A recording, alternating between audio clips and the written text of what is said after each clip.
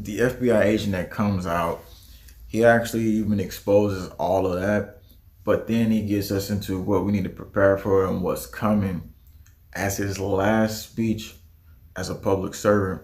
And then we're going to go into some stuff that's happening on the ground, which we told you this month. Just prepare to see cyber stuff, and it's all a simulation because cyber probably gun was September 11th, and we said it's going to be a little bit after that. So we're about to get into all these details with you right now, and then we're going to get information from people on the ground here. So you want to sit here and listen to that. The Capitol was hit with something.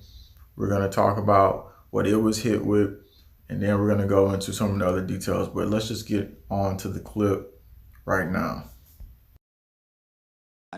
And everybody in the minority party, they're fearing what Donald Trump would do in the next administration while they sit here and they look at the guy who's been persecuted by the FBI. And everybody in the room understands it. Mr. Allen, do you have comments you wish to make? I'll give you about a minute, minute and a half, and then I want to turn the rest of my time to Mr. Jordan. Yes, sir. I would just say that I consider the hearing today my last act of service as a public servant for the United States of America. And I'll give you my professional opinion. I was an intel professional for our country for many years, and I would give recommendations, and I'd also look at indications and warnings. So I would offer this to the American people as my warning to them. Since this is a warning to the American people, I say, I personally have no confidence that the FBI will rein in its own conduct. I've been persecuted along with Garrett, Steve and Kyle, and countless other whistleblowers. It is my opinion that the Bureau used reprisal and fear to control the workforce. It has been a seemingly effective tactic. I personally believe that there are no current effective checks and balances against them conducting lawless action with any type of correction in a legitimate time frame. I welcome the work of the IG, but I think any type of lawless action, there's no legitimate time frame to rein them back in. Their ability to overclassify information can allow them to stonewall forever. To the American people, you have a duty as a citizen to vote, and I strongly urge you to do so. It's how you participate in the American experience. I know people have doubts about election integrity, but you must vote. It is your claim. Stake your claim and don't forfeit it willingly. Have your voice heard. My other recommendations are in the natural order. First, vote. The second is the Second Amendment. Arm yourself and know how to defend yourself. Make 3 to 4 friends in your neighborhood and promise to come to each other's mutual aid in times of hardship. And during the Great Depression, people stocked up a pantry. So I think that's a good practice, especially in our economic times, and make sure you have 3 to 4 months of food. And as a person of faith, I'd say pray the rosary, go to the First Friday devotions. That's for everybody, all my brothers and sisters of all faiths, and I know I'm Catholic, and read the gospel of our Lord and Savior, Jesus Christ, and live it every day. And that's all I have to say. Thank you for the time. You know, Mr. Allen, the fact that there are servants like you who have borne up under persecution that a lot of political leaders in this country do not care about is the thing that heartens the American people, and I'm confident the American people will resolve the situation.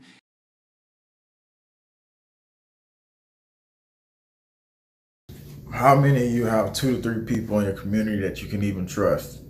It's going to be very important. Next part is like in the comment section, we're going to need people to like start scrolling through and like seeing what's going on, because in this area we're going to tell you what this just happened. FBI, U.S. Homeland Security investigate water facility cyber attack. We told you this was going to be something that was going to be coming.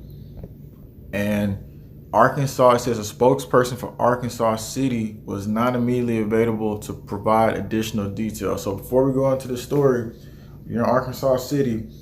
Have you seen anything happening with the water situation, the cyber situation? Let us know in the comments so we can all look back later after this video is over, scroll, and then see what you're saying, because this community is very active in us getting information to each other. And as a matter of fact, we also talked about the units on the ground that was being seen in that last video. We'll get back to that. Let's read the details though.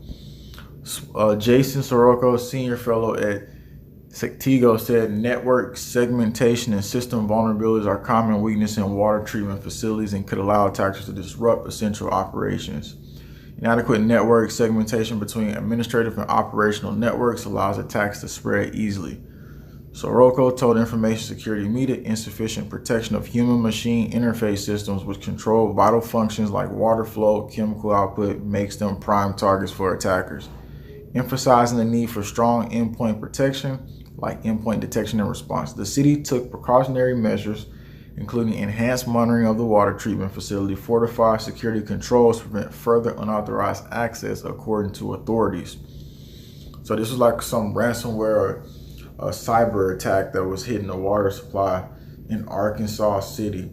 Now, moving into what's happening at the U.S. Capitol, I do think this is a buildup because this cyber polygon agenda was pushed this month. We said if you see it in the next couple of weeks, don't be surprised, which it happened right in September.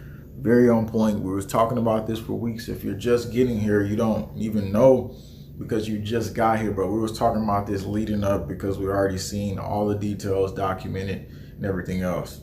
So let's check out what they're saying. I do believe that the personal information, in my opinion, that's being leaked is either people maybe are not with the government agenda, or it could just be a part of a plan to then expose people who are just basically already in with the plan. So at this point here, this information being leaked from the Capitol, to me, is highly suspect.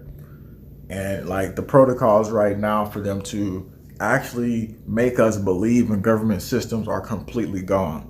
So all this stuff is not even believable for it to be just a simultaneously attack that's just so organic.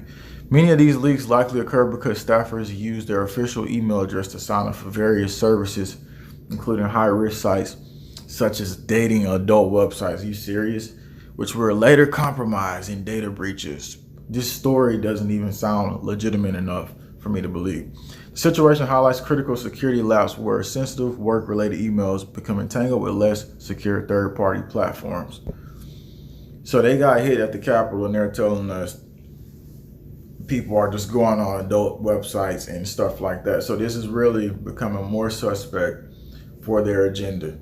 And as we talked about, the corruption that keeps coming out, it was just recently where the FBI went in to raid a prosecutor. And supposedly he took himself out, and they were saying, oh, it was a corruption rap. To me, it might be the opposite, in my opinion. If they go in and they have a shootout, they literally had a shootout with this dude. If they have a shootout, then that person probably has information on them. Because if they're working with them, then it's probably not going to be a shootout. Let's go. A former prosecutor, retired judge, and this is September 25th, in Orange County, New York, killed himself Tuesday as FBI arrived at his home to arrest him. Authorities at Stewart Rosenwater home in Campbell Hall to arrest him as part of a corruption case, law enforcement sources told APC. It says the exchange of gunfire came one day after a federal grand jury voted to indict Rosenwater for allegedly taking $63K in payoffs to a case on half of an old pal who claimed he was embezzled by relatives.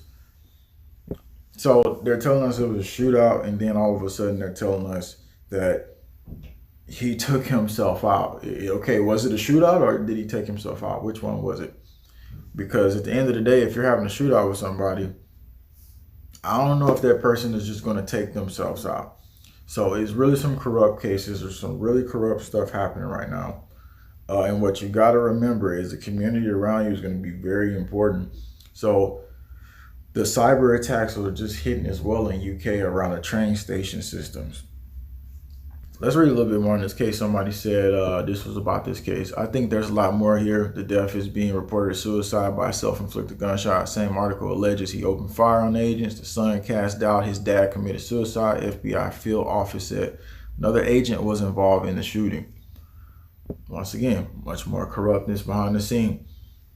It all just comes out. And remember that law enforcement officer that just came out and he said there's a corruption case in there. It's from the county level, the local level, from Texas to Arizona to Florida to a bunch of different areas where he was doing this case for 14 years, but he had to back off because they probably told him, look, if you want to keep your family, then you better back off now. And it's like these departments don't have enough. Like, this is the problem. They don't have people enforcing the law. That's freedom. But it's plenty of people enforcing tyranny. And that's the problem. So the fact that so many people enforce tyranny with force, because anything you have, it doesn't matter if you say I'm free, but when somebody comes to take something from you, invade your home, comes in and maybe tries to invade your car while you're in there, the only thing that backs freedom is force at that point, because somebody forced themselves on you. So it's another resistance that comes back in the universe. And all these departments who know about the corruption and know about what's going on in America, all these departments don't have officers responding, because maybe that I get it, it's like 1% of these departments that are ready to fight back against tyranny. But then the 99% in the top level doesn't want to fight against the tyranny. And that's our major problem. And it's the same thing in the population. So how do you unravel a corrupt society like this? The only way usually is through collapse phases, because it's so corrupt from the top down, and all of this corruption that's coming out.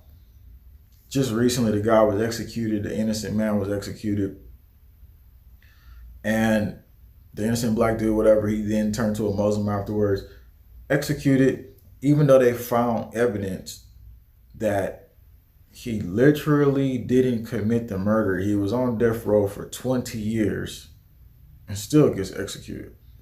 But the fact that judges and stuff like that get away with stuff like that, even when the family of the victim said, hey, we don't want him to be killed. That's the corruption we live in right now. And for us to sit here and pretend that this corruption is okay, this is not the way forward. It's really not.